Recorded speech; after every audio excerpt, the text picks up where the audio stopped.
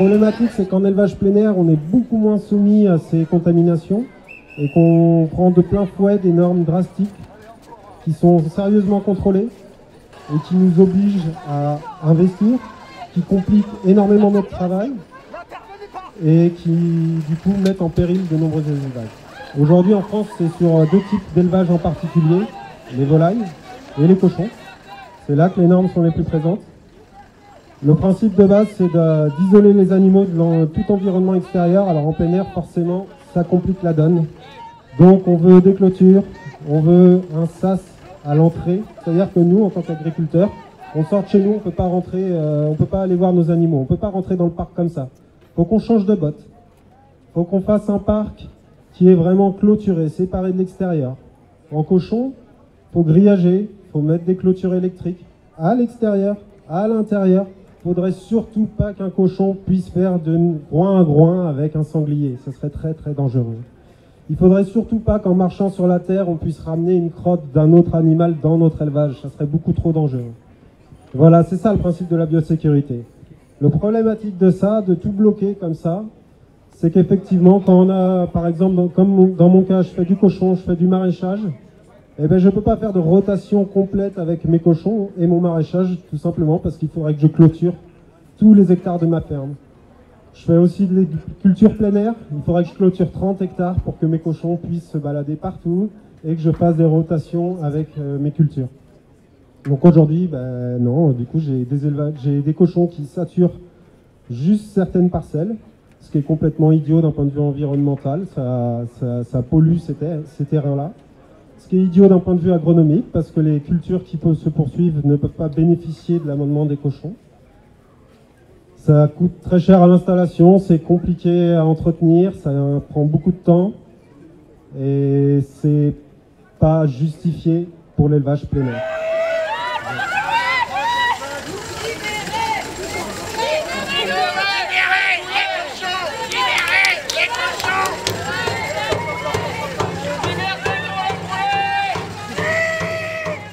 L'État, via sa Direction générale de l'alimentation, peut aussi établir à la va-vite tout un arsenal de mesures supplémentaires pour faire face à des crises sanitaires, donc telles que celle que Martin vous a dit, la grippe aviaire, que nous vivons en France depuis quelques années, ou la peste porcine africaine, pour laquelle la France est aujourd'hui indemne.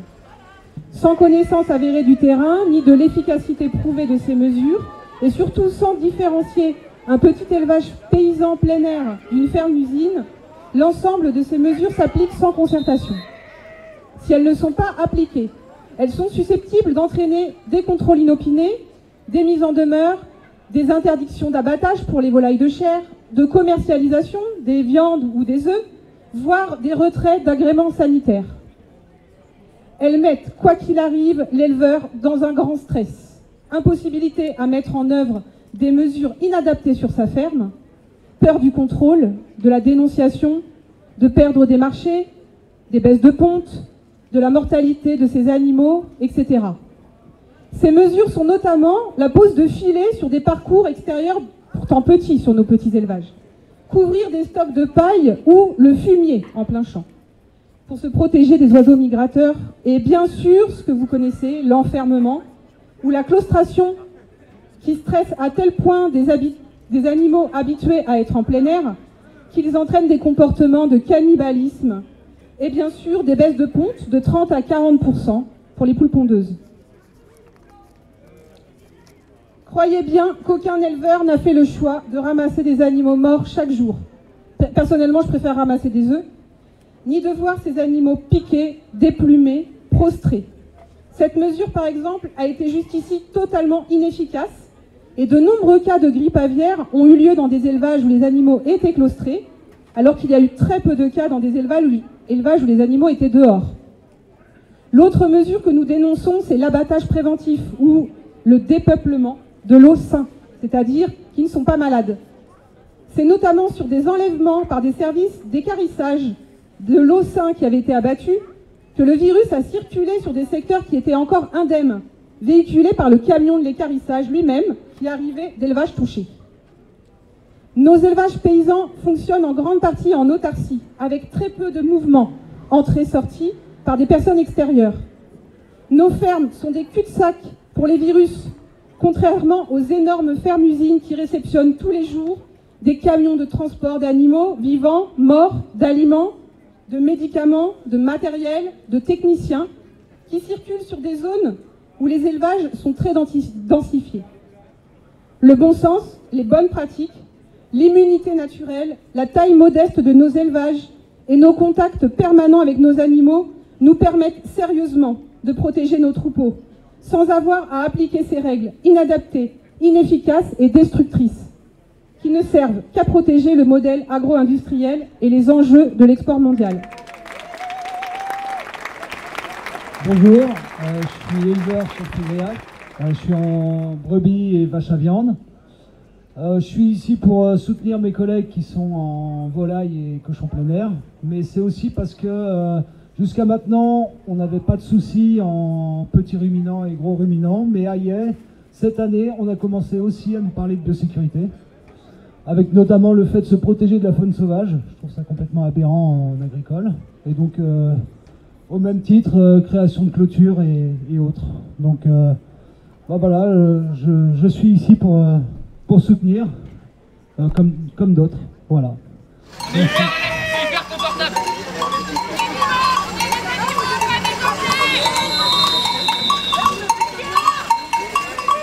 En tant qu'éleveuse fromagère, il y a 2-3 cochons aussi sur les fermes qu'on engraisse avec le petit lait qui est issu de la fromagerie et ça complique aussi, nous, la gestion de ce petit lait et ça permettait aux éleveurs et aux éleveuses fromagers d'avoir des cochons et avec toutes ces normes nous complique la vie et nous fait avoir des dépenses supplémentaires.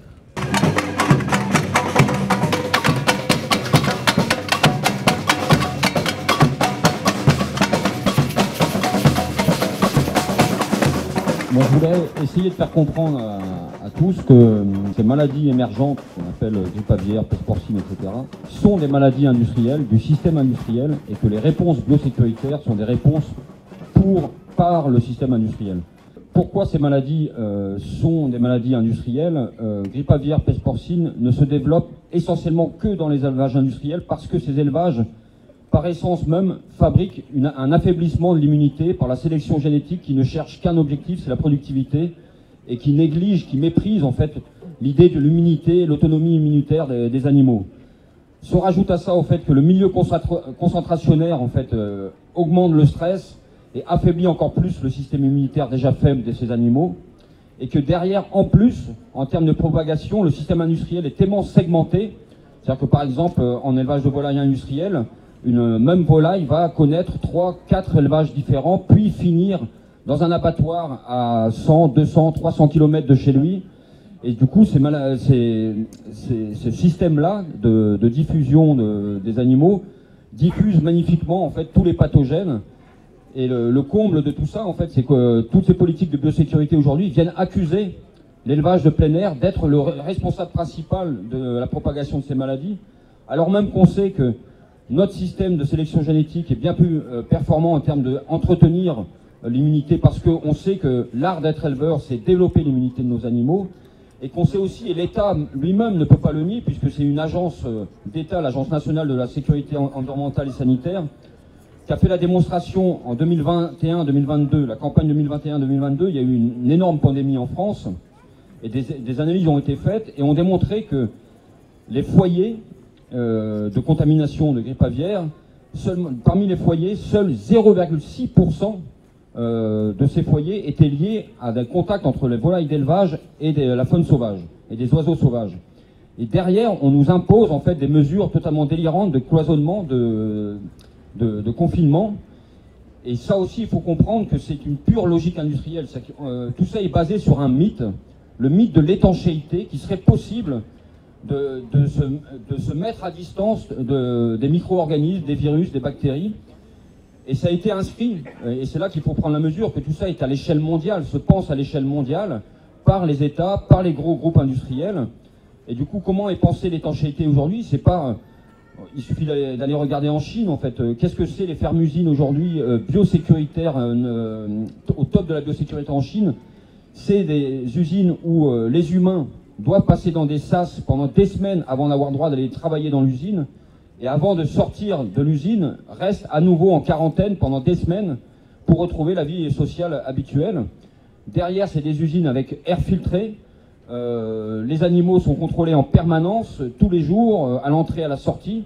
Et malgré tout ce travail d'étanchéification, la Chine connaît, que ce soit en volaille ou en cochon, des épidémies récurrentes. Et du coup, tout ça est un mythe qui a été dévoilé par les scientifiques, notamment sur un aspect, c'est que malgré cette tentative de mettre sous sas, sous cloche, ces élevages, n'empêche que les cochons, les volailles continuent à chier et qu'il faut évacuer ces fientes, ces lisiers, et qu'il a été démontré scientifiquement que la grippe aviaire, comme la peste porcine, comme toutes ces maladies émergentes, avaient une capacité de vie dans les lisiers de plusieurs semaines, voire plusieurs mois. C'est-à-dire que dès l'instant où ils vont épandre dans les champs, c'est une diffusion massive de ces virus potentiellement, et on continue à nous accuser d'être, nous, éleveurs de plein air, les principaux responsables de la situation. Et il faut bien comprendre aujourd'hui que c'est une politique internationale qui est pensée notamment au sein de l'Organisation internationale de l'élevage, qui s'appelle désormais l'Organisation internationale de la santé animale. C'est pas rien, c'est le changement sémantique. On voit bien à quel point le sanitaire est devenu un objet, un élément central de la régulation du marché mondial. Et qu'au sein de cet organisme, il a été décidé de diviser en 4 catégories les élevages selon leur niveau de biosécurité. Le niveau 1, c'est le niveau chinois, qui est en train de se répandre en Bretagne aujourd'hui dans les élevages industriels, donc cette étanchéité soi-disant totale. Et le niveau 4, qui est annoncé au niveau de l'Organisation internationale de la santé animale comme devant être éliminé par tous les États membres de l'OIE, c'est-à-dire la France notamment, il faut les supprimer, il faut les éliminer. C'est qui est dans cette catégorie 4? C'est l'élevage en plein air et c'est les élevages vivriers. Et c'est tellement efficace que l'Asie du Sud-Est subit encore plus violemment que nous ces propagations de virus émergents, grippe aviaire, peste porcine. Il y a encore 10 ans, 70 à 90% des élevages de volailles et de cochons étaient des élevages vivriers, que ce soit en Thaïlande, en Philippines, au Cambodge, au Vietnam. Et aujourd'hui, tous ces élevages-là, alors que c'est la majorité du nombre d'éleveurs dans le monde, sont en train d'être éliminés au nom du sanitaire. Et il faut comprendre qu'aujourd'hui, le sanitaire est devenu l'élément central de la gestion économique du monde, au point où ils sont en train de tous se battre à coups de normes sanitaires. Notamment, Macron est parti avec le lobby porcin en Chine il y a quelques années, pour que, même si la peste porcine devait arriver en France, la Bretagne, si elle était exempte de peste porcine, puisse continuer à exporter en Chine, malgré le fait que normalement, un pays contaminé n'a pas droit d'exporter. Et ça s'appelle la compartimentation. Ils sont en train de compartimenter, c'est-à-dire de rendre possible de continuer à exporter malgré la pandémie, si on est dans des régions indemnes et si on est au niveau 1 de la catégorie de l'OIE, c'est-à-dire soi-disant étanche à ces virus. Et du coup, on peut parler maintenant de comment on va essayer de batailler sur ces histoires.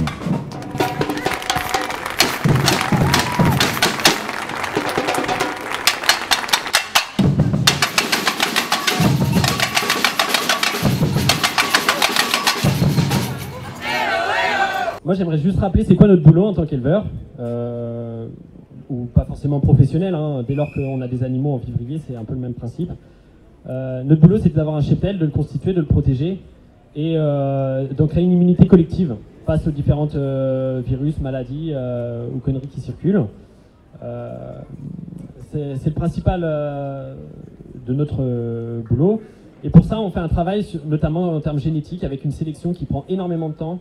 Ça dure parfois des années pour arriver à avoir une génétique avec une certaine rusticité qui nous permet d'endurer des coups durs en cas d'épidémie, parce qu'on n'est pas toujours exempt des épidémies, hein, on ne va pas se le cacher. Mais du coup, nous, c'est la solution en tant qu'éleveur qu'on a et qu'on applique depuis des millénaires dans le monde. Le problème, c'est que ces solutions-là, de manière quantitative et mathématique, elles ne sont pas vérifiables. Du coup, en fait, elles ne sont pas considérées comme sérieuses, et je ne sais pas si on a envie qu'elles le soient non plus, mais toujours est-il que par les agences scientifiques qui organisent en fait ces normes, ça n'a aucune valeur. Donc en fait, les seules solutions qui sont proposées, qui sont des solutions industrielles, c'est-à-dire comme là l'abattage préventif pour la grippe aviaire, c'est des mesures qui sont vraiment coup sur coup et qui ne prennent pas du tout en compte ces immunités de groupe qui sont développées par les cheptels et du coup qui nous empêchent de faire notre boulot, c'est-à-dire de constituer une résistance, une immunité avec le temps. C'est pour ça qu'on a vraiment envie de questionner ces normes et qu'on passe cette journée ici à questionner c'est quoi l'agriculture normale. Est-ce qu'en fait c'est d'être des techniciens qui élevons des animaux et qui devons constamment répondre aux ordres des États en fonction des situations sanitaires, environnementales et toutes les nouvelles normes, ou est-ce que c'est d'être de maîtriser notre ferme, nos bêtes et de pouvoir assumer localement et avec nos voisins comment on gère des situations compliquées. Parce qu'en fait, ces normes, c'est un pas en plus dans la dépossession de notre boulot. C'est un pas en plus vers une industrialisation des pratiques agricoles, aussi bien vivrier qu'en élevage professionnel. Et nous, c'est ça qu'on cherche à dénoncer. C'est qu'en fait, on est en train de nous retirer notre boulot. Et en fait, sans ce boulot-là, en fait, on n'a pas à bouffer, quoi. Ou si, on a de la bouffe de masse dans les supermarchés. Et ça, c'est pas ce qu'on défend. Donc voilà, on a cette journée entière pour discuter ça, pour échanger. Qu'est-ce qu'on a envie de voir comme monde agricole se dessiner? Parce que là, en effet, les fermes ferment les unes après les autres. Déjà parce qu'en fait, il y a énormément de départs en retraite, mais aussi parce que les normes, là, sont en train de nous flinguer. On nous a vendu pendant 2 ans que l'agriculture était de nouveau au goût du jour de l'actualité, avec de plus en plus de retour à l'agriculture paysanne. En réalité, depuis 2 ans, tous les œufs qu'on achète plein air, c'est du mensonge, en fait. Pendant 9 mois, les volailles ont été enfermées. Elles sont restées que 3 mois en 2022. Donc c'est un scandale, c'est un mensonge, mais par contre, on enrobe tout ça de communication et on nous vend ça. Donc nous, on a envie de prendre la parole aujourd'hui et on a envie de dire qu'il y a un truc qui ne va pas et qu'on veut lutter contre ça. Donc cette journée mondiale de l'agriculture normale, on a volontairement choisi ce titre un peu pompeux mais assez provoque, est porté par un collectif informel qui trouve son origine dans le contexte de grippe aviaire d'octobre 2022. Une journée de mobilisation avait été organisée à Rennes avec une grande manifestation et une délégation qui avait été reçue par le DRAF, à l'appel du réseau GAP-FRAB, du CIVAM et de la Confédération paysanne. À l'issue de cette journée qui avait été bien suivie, un groupe de paysans a lancé l'idée de constituer un réseau d'entraide et de solidarité pour faire face à des situations qui étaient très difficiles, qui étaient vécues par des éleveurs souvent isolés, qui subissaient des injonctions de mise aux normes terribles, l'enfermement de leurs animaux, les peurs des contrôles, les abattages préventifs, et qui se retrouvaient bien souvent trop démunis pour réagir à ces situations, et encore moins à résister, à les empêcher. Donc on a été une 50aine de personnes à se réunir durant l'hiver, avec l'envie qui est assez vite venue d'organiser un événement pour faire savoir au grand public ce qu'il était en train de se passer, et les risques réels qui pèsent sur l'avenir de l'élevage plein air et du métier même de paysan. Donc le groupe s'est ensuite un peu réduit autour d'un noyau dur d'une 20aine de paysans, militants et des consommateurs aussi. Et on a retroussé nos manches en plus de tout le boulot qu'on a sur nos fermes pour organiser cette journée. Ce travail, il s'est constitué avec des éleveurs de différents groupes, de différentes origines. On est sur 3 départements, Loire-Atlantique, Ille-et-Vilaine et Morbihan. On n'a pas tous le même avis, on n'a pas tous les mêmes positions politiques. Mais on a essayé de composer du mieux possible en essayant d'œuvrer jusqu'à cette journée-là pour arriver à en débattre, en discuter, échanger. Donc voilà, c'est un travail qui a mis du temps, mais qui est plutôt heureux dans ce qu'il laisse avoir, parce qu'on donne quand même une parole sur comment on vit plus ou moins individuellement et collectivement cette situation de gestion par les normes de biosécurité. On appelle justement à poursuivre ces réflexions-là et ces discussions. On se retrouve le 20 septembre, le mercredi 20 septembre à 19h à la métairie, à Fégréac, à la ferme de la métairie.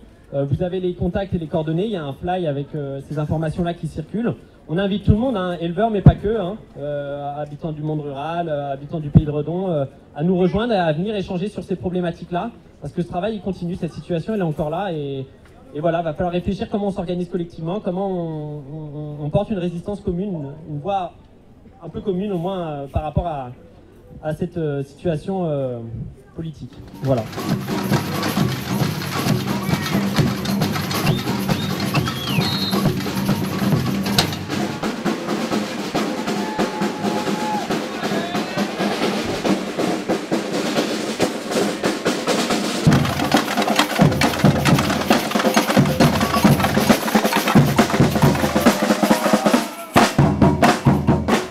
tous. Alors, moi, je suis éleveuse de volailles plein air bio depuis 13 ans. Le 17 décembre 2021, j'ai eu un contrôle sanitaire sur la ferme parce que mes volailles n'étaient pas enfermées. J'ai eu une mise en demeure on va dire que les 5 mois qui ont suivi le contrôle sanitaire, j'ai pas beaucoup dormi. J'ai eu beaucoup de pertes d'animaux, comme jamais, parce qu'en fait, le fait d'enfermer les volailles a entraîné une perte de vitamines des animaux. Nous, on les supplémente pas. Il y avait également les mâles qui agressaient les femelles, parce que dans nos fermes, les volailles vivent longtemps et atteignent une maturité sexuelle qui n'arrive jamais en volaille industrielle. Seulement, chez nous, quand les volailles sont matures sexuellement, elles sont dehors et donc elles vivent leur vie. Et quand elles sont enfermées, les mâles passent la journée à monter sur les femelles et les femelles meurent. Donc, les 5 mois de début 2022 ont été vraiment très durs. En juin 2022, j'étais en état d'épuisement. J'ai été 3 mois en burn-out. Et je me suis dit qu'il fallait que je prenne des décisions en fait pour pouvoir continuer à vivre sereinement. Et j'ai pris 2 décisions avec mes salariés. On a transformé la ferme. On est passé de volailles de chair à pondeuses pour avoir moins d'animaux sur la ferme.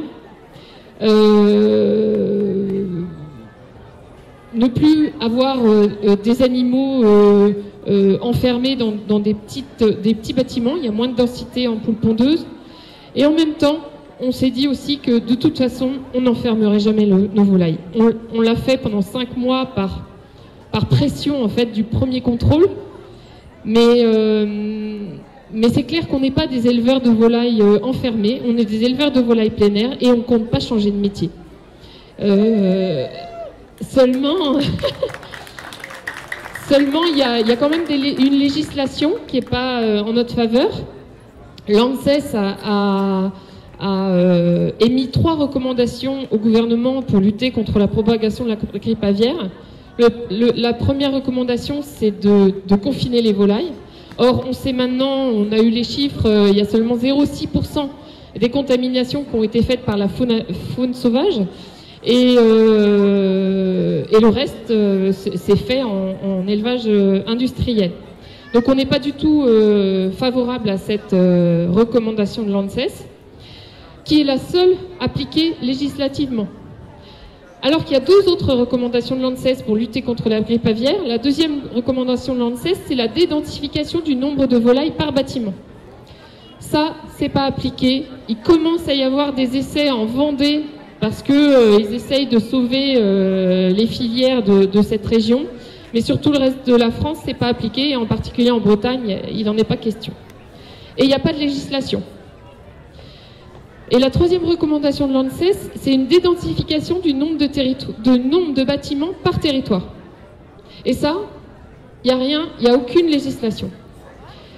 Moi, je pense que si on voulait protéger les populations de la mutation du virus, il faudrait mettre en œuvre ces recommandations, parce que là, on sait que le virus mute dans les élevages concentrationnaires et qu'à un moment, le virus va muter. Et je pense que à ce moment-là, alors je peux vous le dire tranquillement parce que j'ai vraiment fait un travail l'année dernière de questionnement sur nos élevages et notre avenir. Nous, on est dans le bon sens. On se bat pour élever des volailles plein air. C'est quand même un truc de fou. Mais à côté de ça, il y a des gens qui prennent la responsabilité de ne pas dédensifier le nombre de bâtiments par territoire pour des raisons financières, évidemment. Et là, ils mettent en danger l'avenir de la population parce qu'un jour, le virus immutera dans ces bâtiments surchargés. Et étant donné le nombre de bâtiments par territoire, ça se propagera comme la poudre. Mais nous, on ne sera pas responsable de ça. Parce qu'on est convaincu que élever 1000 volailles sur 30 000 m², c'est nettement moins dangereux qu'élever 30 000 volailles sur 1000 m².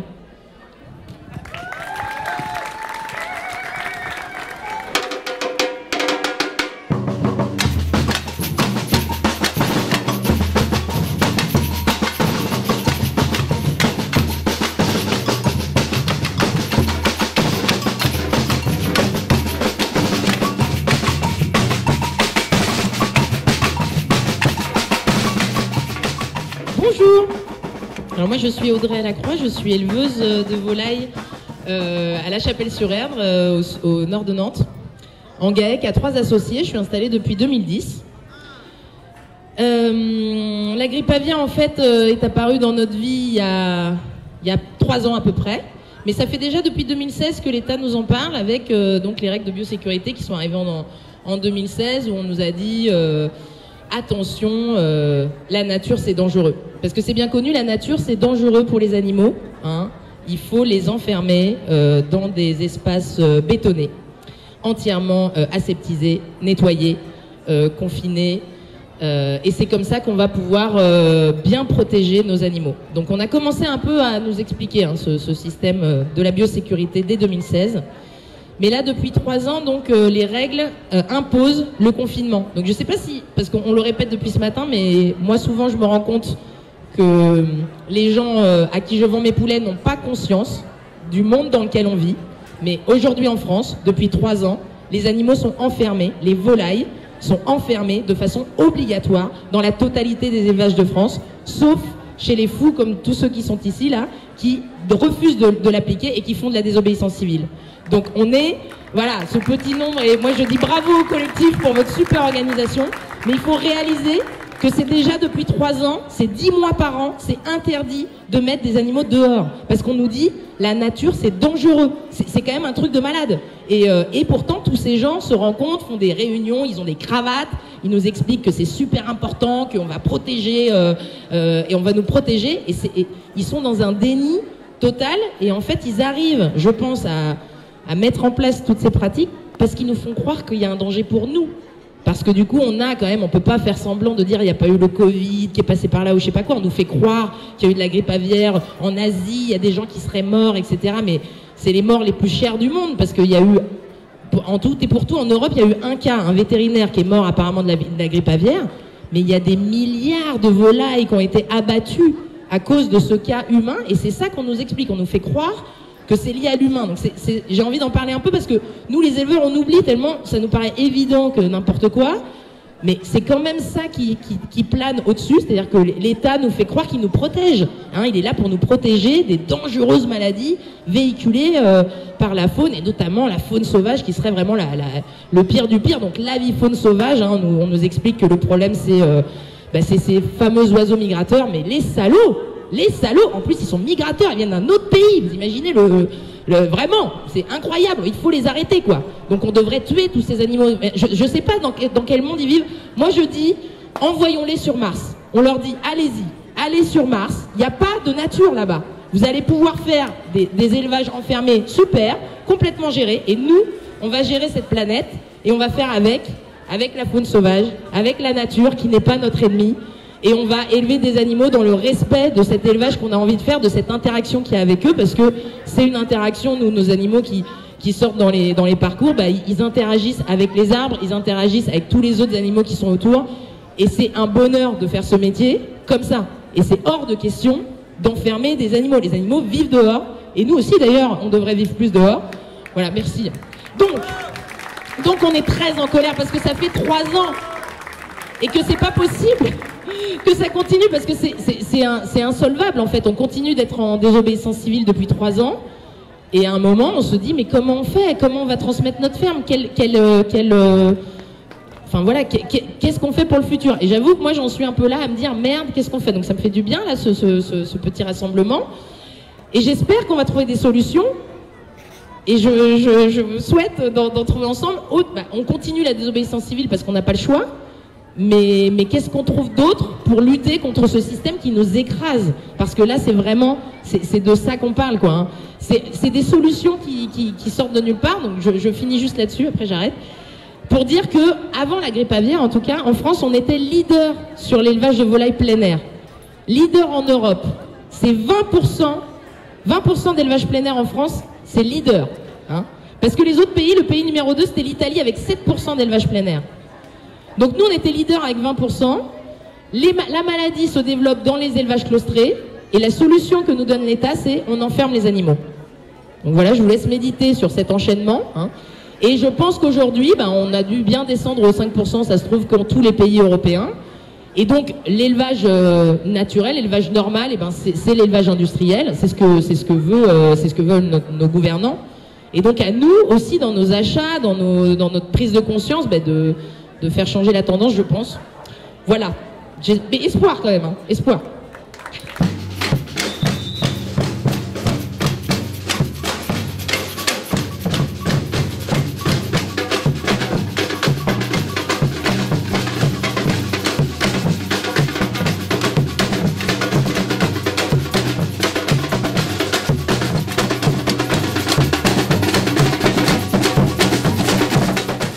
Bonjour, je suis Jacques Dupont.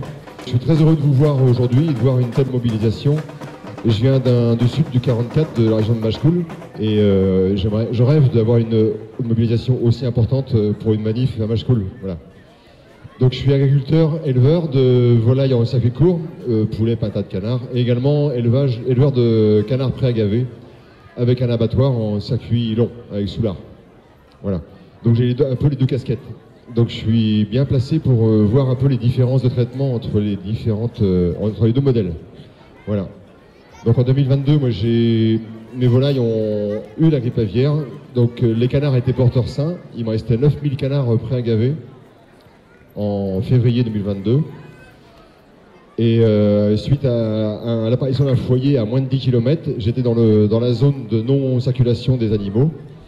Et au début mars, lorsqu'on a décidé de faire des contrôles pour les envoyer vers l'abattoir, on s'est rendu compte qu'en même temps sont apparus les symptômes de grippe aviaire sur mon élevage de volailles vente directe, voilà, qui était constitué de 50 canards et environ 500 poulets. C'était juste avant Pâques, et du coup les canards sains et qui étaient distants d'environ 200 mètres de mes poulets, je pense, ont contaminé mes poulets, et en l'espace de 3 jours, du coup mes poulets étaient dehors, en plein air, de pris de peur, pris de panique, j'ai tout rentré, et là ça a été le début de la fin. Il n'en restait plus que 3 sur 400-500 vivants au bout de 2-3 jours. Donc je vous raconte pas c'était assez... j'étais sidéré, voilà, c'est un peu le mot. Donc on est un peu... en cas d'accident, en cas d'incendie, on a un espèce d'état d'esprit qui nous fait... on est plus en mode survie qu'en mode vie. Voilà. Et le 15 mars, mon élevage a été déclaré foyer par la DDPP.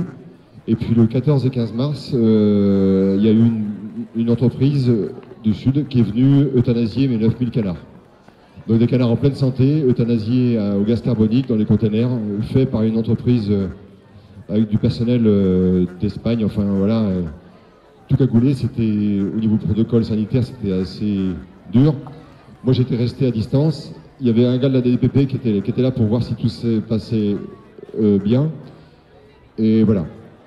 Et puis j'ai remis en place au mois de août les poulets au mois de juin. Et suite à la recrudescence de foyers fin 2022, il a été décidé préventivement d'abattre les volailles qui pouvaient être valorisées ou d'euthanasier celles qui ne pouvaient pas l'être. Parce qu'il y avait trop de risques de résurgence de la maladie. Donc il valait mieux vider l'élevage avant qu'il soit contaminé. Juste aussi pour des raisons un élevage foyer, c'est un cluster. Voilà. Donc c'est encore une population de virus qui part dans l'atmosphère. Donc voilà. Pendant ce temps-là, on a créé Sauve qui Poule dans le 44 avec un collectif. Voilà. On a pu surmonter, je dis on, mais j'ai pu surmonter l'épreuve humainement parlant grâce au collectif qui a été présent, auquel je me suis rendu disponible aussi, de manière à me changer les idées et à me dire que la vie, c'est pas que le métier d'éleveur qui voit ses volailles mourir et tout ça.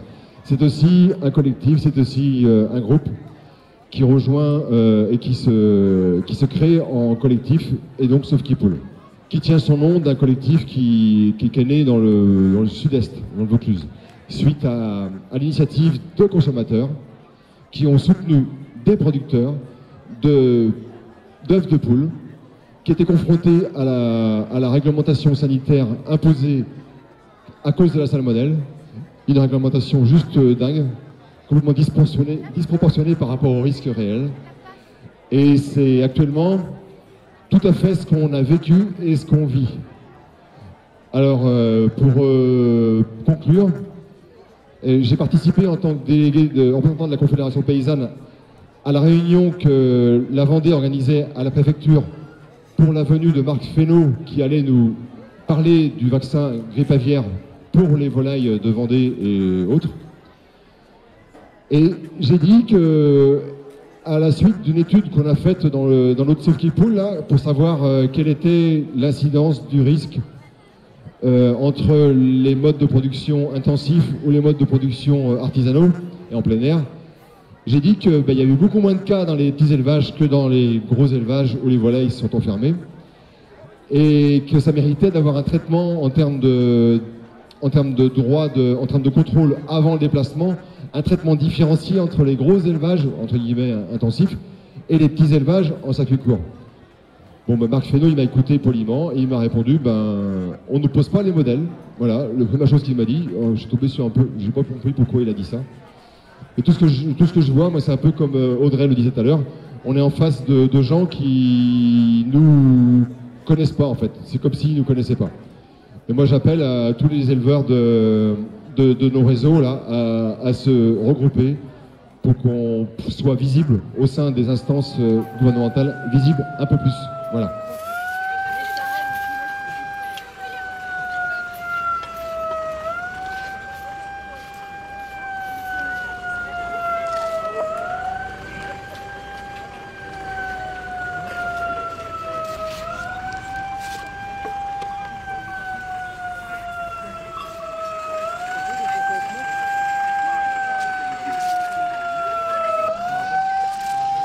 Bonjour à tous, moi je suis éleveuse non pas de volailles mais de cochons dans le Gers.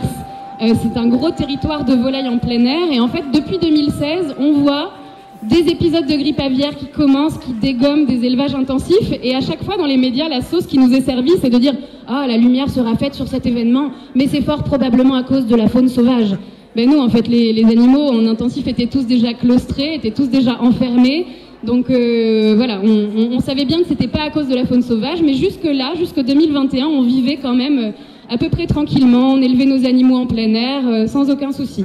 Et du coup, quand fin 2021 est arrivée l'obligation de claustrer les animaux, toutes les volailles de France, on n'a même plus pu demander de dérogation, on n'a plus pu demander à être une force alternative et à faire notre travail dans notre coin comme on le souhaitait. On a dû claustrer. Et donc tous ceux de notre territoire, sans exception, qui se sont exprimés dans les médias, qui se sont exprimés dans les journaux, à la télé, partout, ont eu des descentes de la DDCSPP, des mises en demeure, avec des chiffres complètement faramineux de 120 € par jour par volaille d'amende, de sanctions de 3 ans sans avoir d'animaux, donc ça veut dire tout simplement la mort des élevages. Donc il y a eu un véritable climat de terreur dans le Gers en 2021-2022. La liberté d'expression a vraiment eu du plomb dans l'aile. Donc, suite à ça, on a décidé de créer une asso, Sauf qui poule. Donc, Jacques vous en a parlé juste avant. Et Sauf qui poule, voilà. Et le but, c'était de mobiliser des consommateurs et des éleveurs. Parce qu'en fait, on est tous dans le même bateau, ça nous concerne, c'est la vie de nos territoires, c'est l'état du sol, c'est l'état de l'eau, c'est le bien-être animal, c'est la qualité de ce qu'on a dans nos assiettes. Et donc, on s'est vraiment mobilisés tous ensemble pour soutenir les fermes qui osaient se révolter, qui osaient parler tout simplement. Alors, je ne vais pas vous cacher qu'il y a eu quand même des dégâts, il y a eu énormément d'élevages qui ont décidé de réduire le nombre d'animaux pour passer un petit peu sous les radars.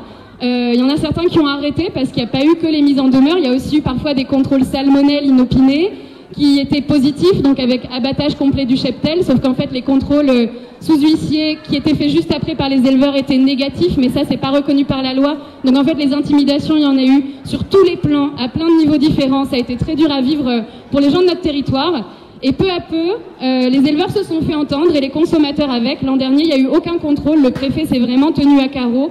Donc on sait que c'est une bataille qui va durer longtemps. On sait qu'il faut que les consommateurs soient avec nous, réunis avec les éleveurs, et surtout on veut faire très attention aux mots qu'on emploie. Parce que quand on a vu sortir cet arrêté à la fin de 2021, on n'utilisait plus le mot claustration, on disait plus enfermer les volailles, on disait mettre à l'abri. Comme si le criminel, en fait, c'était l'éleveur plein air qui osait laisser ses animaux dehors. En fait, c'est faux. Il ne faut pas laisser la charge de la preuve s'inverser. Il ne faut pas se laisser, nous, éleveurs plein air, se retrouver comme des criminels dans le débat public. C'est faux, c'est pas ça qu'on veut. Et il y a une citation que j'aime beaucoup qui a été écrite en 1947 par un philosophe qui s'appelle Victor Klemperer et qui dit que les mots peuvent être comme de minuscules doses d'arsenic. On les avale sans y prendre garde, ils semblent ne faire aucun effet. Et voilà qu'après quelques temps, l'effet toxique se fait sentir. Donc le mot biosécurité, il est important, il a l'air de nous rassurer, de faire du sanitaire, de créer de la sécurité. Mais en fait, c'est tout l'inverse. C'est un mot qui vient du domaine militaire. C'est un mot qui est en train de créer dans les imaginaires et dans les faits une rupture totale avec le sauvage, une rupture totale avec le vivant. C'est un changement ontologique majeur de notre façon d'être au monde. Et nous, paysans, on défend autre chose. On défend des équilibres animaux, végétaux, des équilibres de flore. On défend le vivre ensemble, le vivre avec le sauvage, le vivre avec la nature. Et on ne va pas se laisser abattre. Merci.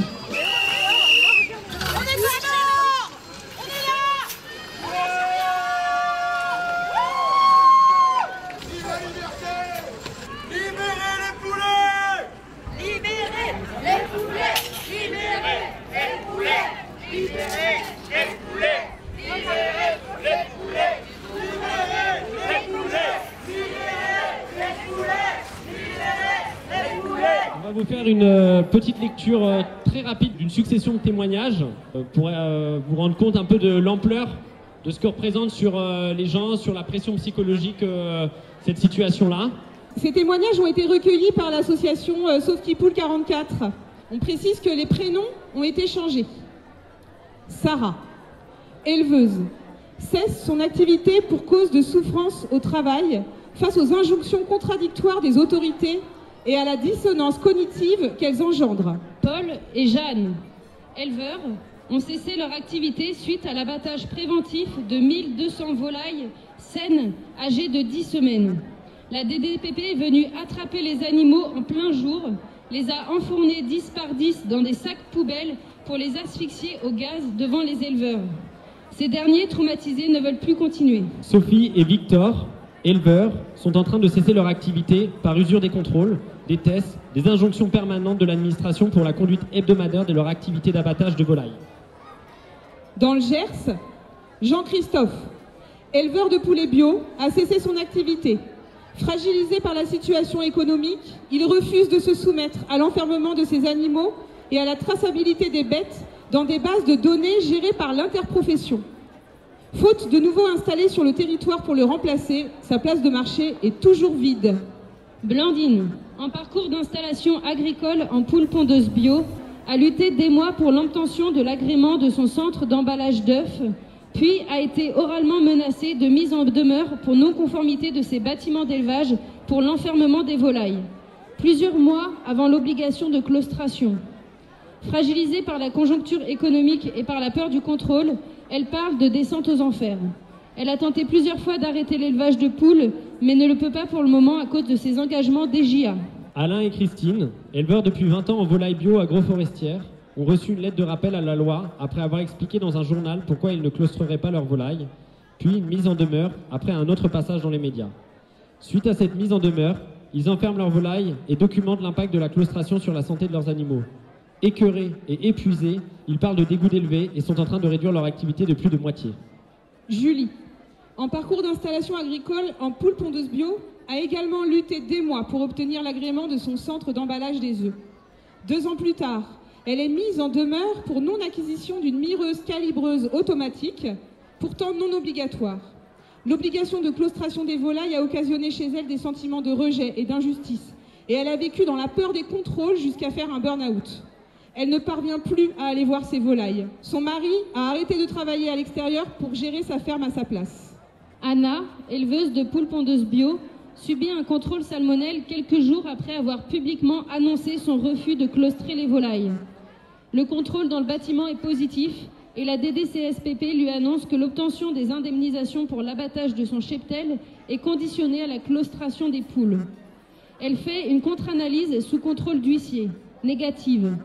Les contre-analyses n'étant pas reconnues dans les protocoles officiels, malgré des demandes répétées des syndicats minoritaires, elle doit abattre son cheptel, et ce, bien que les volailles et les œufs soient sains et consommables. Anna continue son activité, fragilisée, fatiguée et dans la peur. Paul Henry, après l'abattage de son troupeau de canards en plein air, fait un burn-out, passe au bord du suicide et est interné 2 semaines en hôpital psychiatrique. Il arrête l'élevage. Jean, victime de dépeuplement depuis 3 ans, craque et fracasse le pare-brise de la DDCCSP lors d'un contrôle inopiné. Son épouse avait déjà arrêté l'élevage pour aller travailler à Toulouse. Il arrête l'élevage également. Comme vous pouvez le remarquer à travers tous ces témoignages, la situation elle est quand même plutôt dramatique. Elle ne pousse pas à la joyeuseté.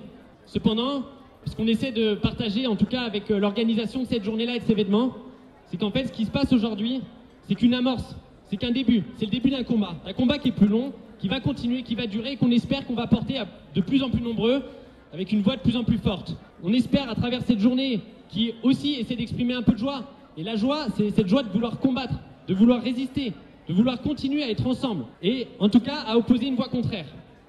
On va essayer de la faire coûte que coûte. Elle va pas toujours être simple comme on l'a expliqué tout à l'heure. On n'a pas tous les mêmes positions, on n'a pas tous les mêmes histoires, on n'a pas tous les mêmes fermes. Mais on va essayer de continuer. C'est pour ça qu'on vous appelle et on vous invite tous, éleveurs ou pas éleveurs, consommateurs, ce que vous voulez, à nous retrouver à 19h le mercredi 20 septembre à Pégréac, à la ferme de la Métairie. Vous trouverez sur les différents flyers cette information-là, pour arriver à faire un temps un peu plus calme qu'ici, pour imaginer une suite à ces histoires-là, parce que faut continuer, faut pas lâcher là-dessus. Pendant que j'y suis, j'aimerais remercier, on aimerait remercier le collectif d'organisation, à vous tous d'être présents aujourd'hui ici. Ça permet de porter toujours un peu plus fort notre voix. On aimerait remercier tous ceux qui sont venus faire à bouffer, tous ceux qui sont venus jouer de la musique pour mettre un peu de beauté dans tout ça. On aimerait remercier un peu tous ceux qui nous filent la patte. On est beaucoup d'éleveurs et d'éleveuses à avoir participé à cette organisation. La nourriture que vous mangez aujourd'hui, elle est produite en bonne partie par nous. Faut savoir aujourd'hui que sous le regard d'un agent DDCSPP, c'est inadmissible. En fait, potentiellement, vous allez tous mourir. Pourquoi ? Parce que soit certaines bêtes ne sont pas dans les clous, soit peut-être à moitié, soit en même temps, on ne sait pas quel virus elles auraient pu avoir. Et nous, on continue à défendre ces pratiques. Et voilà. On espère que vous la trouverez bonne, cette bouffe, et qu'on va continuer à faire ça. Et enfin, moi, je voudrais juste terminer pour vous dire qu'une des pistes qu'on aimerait mettre en place pour donner suite à ce combat, c'est d'essayer de mettre en place un réseau de solidarité pour défendre les élevages qui se font harceler par l'administration ou menacés d'abattage de troupeaux. Pour cela, on va mettre en place un cahier près du bar où on vous invitera, si ça vous dit d'y participer, à laisser votre contact afin de créer une espèce de boucle de SOS quelque part, dès qu'il y a une ferme en difficulté, d'avoir des personnes qu'on puisse appeler pour être présent, pour soutenir et puis pour essayer de renforcer la lutte.